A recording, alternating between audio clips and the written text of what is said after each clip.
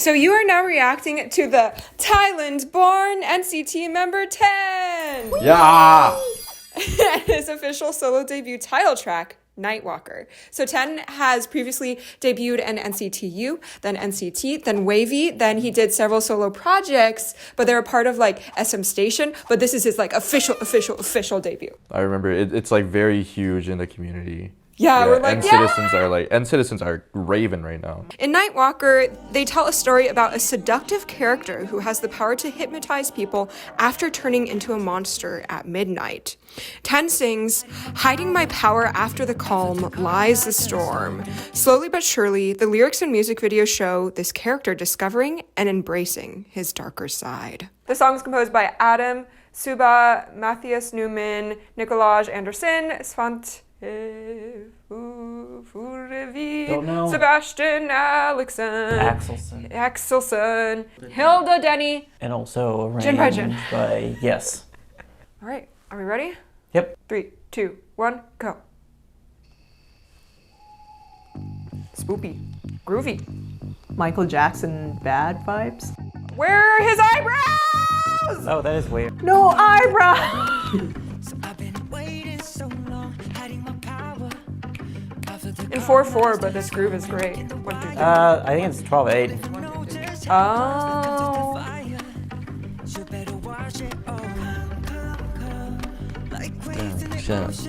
They got a lot of 3/2 in there.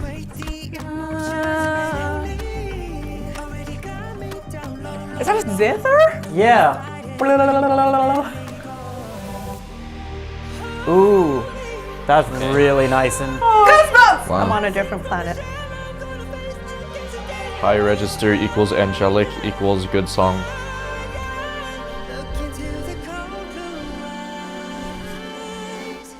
He looked at me. Slightly swung.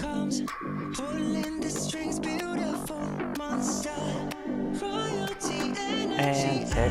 No, they're doing interesting. wrong. Wow, that's Oh, he's actually hypnotizing them. Wow. there. This is cool. When did this turn into EDM? Hold on. This is like I feel like club music almost. Or maybe like rave music. No acoustic guitar. Guitar?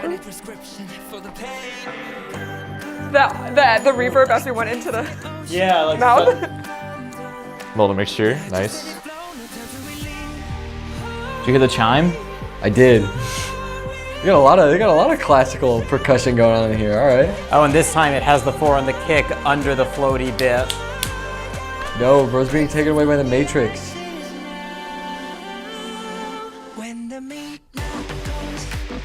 Oh, right into it this time. That makes sense. Yeah, There's a lot of 3/2 going on in here. yeah. It feels like there's little stutters in the percussion. Voguing? Crazy dance break. What? Hello. What? Oh, the syncopation and then hold off to hit. Yeah.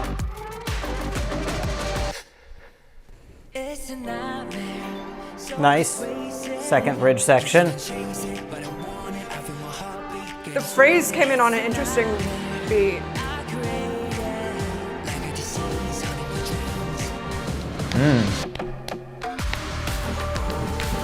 What was that instrument?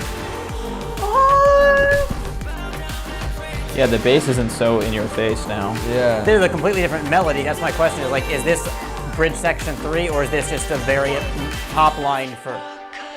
No, here because there's the chorus What instrument is that? and eyebrowless 10 again. Oh, okay. It's definitely not a guitar. Whoa. It could just be classical guitar. Oh, maybe classical guitar. The heel click.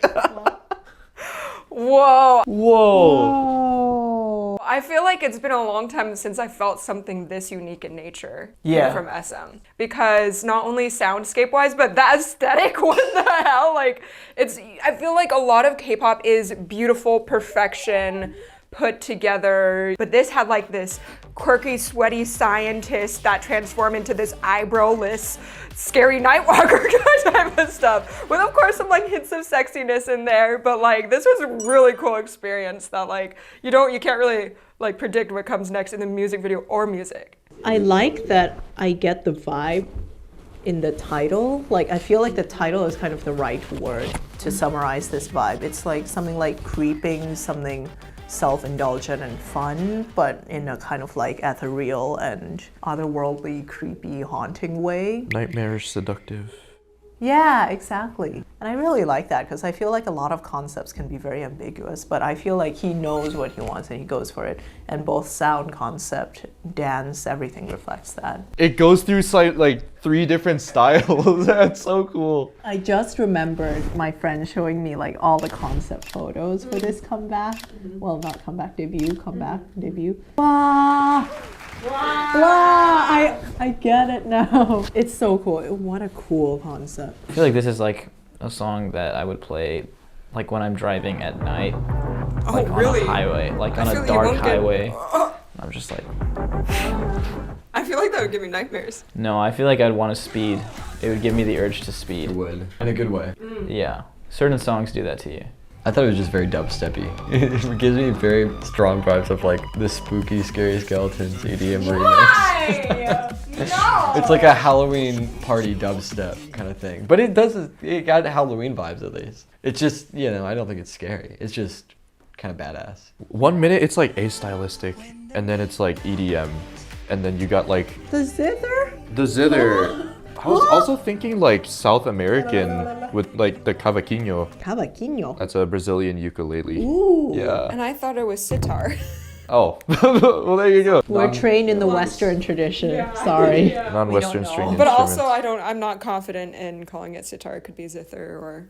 Yeah. What does the sitar sound like?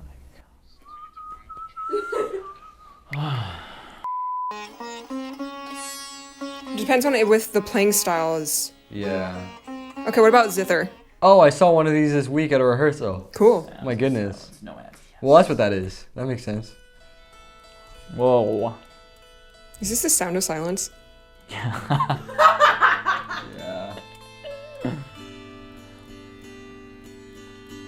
Boom, boom, beam, beam, beam, boom. It sounds kind of close to that. Zither, yeah. More than the sitar. Yeah. Yeah.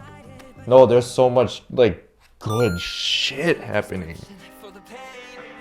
Like, why is it so innocent here? Like with the freaking guitar and everything. It's like G major, G minor. There's this modal mixture happening.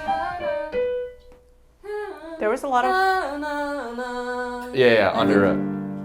The song is mainly G minor, and you get a lot of these moments of G major, like in the opening, I noticed, for example. I was like, this is major, and it sounds like it's definitely not gonna be major, It's that kind of vibe. So I think that gives it a bit of that, like, this smile does not mean smile, like joy smile, like twice happy smile. It's like sinister kind of smile, sinister. So I think, well, I say that's an Aeolian 2, but I guess it's a Mixolydian 3. Yeah, it has the Mixolydian 3, but the Aeolian 6.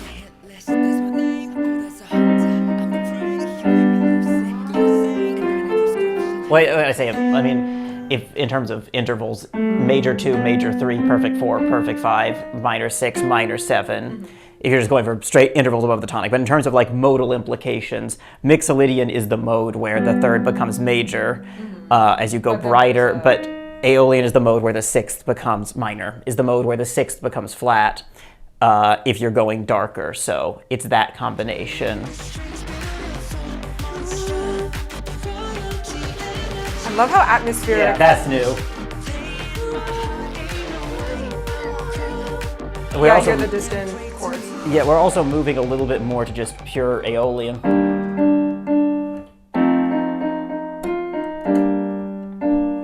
Instead of...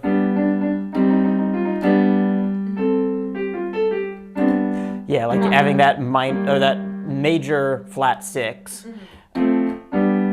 Actually, I think it is a minor tonic. Yeah, so it starts shifting to more of just pure Aeolian. I think it's crazy. I couldn't latch that it was 6/8 at first. Even though the bass plays 6/8 right out. But it's so good. It's so good. It's really, really There's good. so. I stand by this. I stand by this.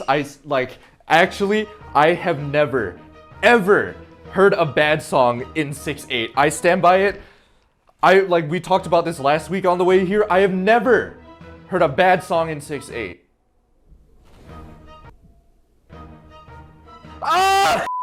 It's not like, I don't know, because everyone, you know how like 4/4 is common time and 3/4 is like also common but not as common. You don't know if it's going to be triple or duple. And 6/8 is for real educated people. smart people write in 6/8. I think it's because you can feel it in 2 or in 3. Like, I feel like it has a lot of flexibility. You never know what to expect. And it gives you this kind of like moving, going feeling. There was this one really cool rhythm where, so it's in 6/8 or 2/4 Or 12/8. or 6/8 12/8 or 6/8. whatever you want to think about it. 6/8 makes so much more sense for this though. Let's say it's in 6/8. Oh, wait. Hold It could up. be. It could be anything. But I'm just saying because the melody line is da da da da da. Like, you know, straight up just one. But his phrases end after a bar of 4, so that would mean like. Oh, wait, sorry, it could be 12/8. 6/8 or 12/8. I just think not a 4. I don't think it should. Because we have some real. reactors who strongly thinks it's 6/8 and not 12/8, and other reactors, aka me and Sean, who think it's 12/8 Oh, really? and not 6. It can be whatever you want it to be. Yeah, I wasn't counting. I don't really so- care. Anyways, Anyways. the rhythm that they use, let's say it's in 6/8 for now, just for this explanation.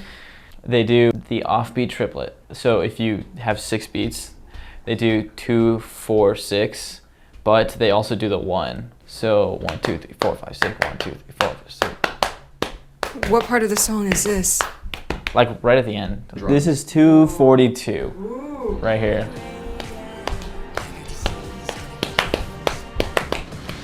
Yeah, and they do it for like 1 bar. I think it was really cool when I heard that. I think the mix of the like very acoustic guitar with the very electronic basses was great. And like they did a good job keeping a lot of shape in the electronic bass. Like there's a risk with that it ends up just being like the same bass, thumpy bass, but like Right. it kept. Yeah, because it could have just been like, but this one, it had different accents. It was like sometimes, Yeah.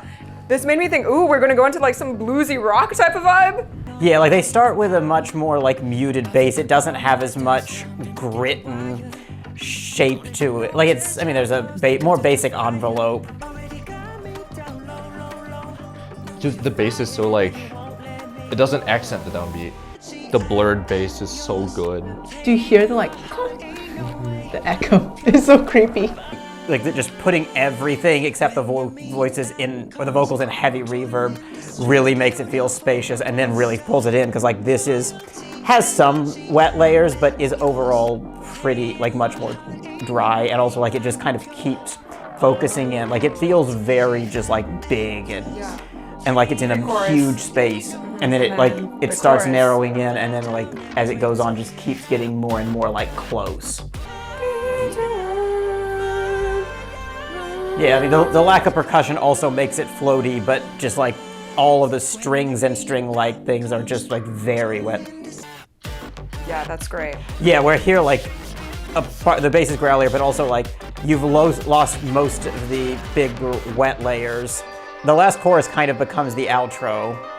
Like the bridge just keeps building up, and then the actual chorus melody only comes back at the outro, which is interesting. And like, but like because the bridge is so substantial, I feel like it works. Yeah. If it felt like we were just missing a final arrival, I'd have a problem, but here it's like, no. You could either look at it as we had a 2-section bridge and then we had a final chorus with variant top lining and then an outro that pointed back to the original top lining, or you could look at it as this is a 3-section bridge and then the outro is also kind of a little bit of the final chorus. In any case, it has a substantial bridge and a good landing point, and it has that sense of closure. So whatever you call the sections, they do their jobs well. We're early in the year and this will probably change many times, but I feel like this is best of 2024 so far. Yes. Red for Roses is really close for me, and I haven't heard any of IU's songs yet. Woo! Let's go 10. Strong debut. Ooh, the slidiness. Oh, whoa! reharmonized it. Dang.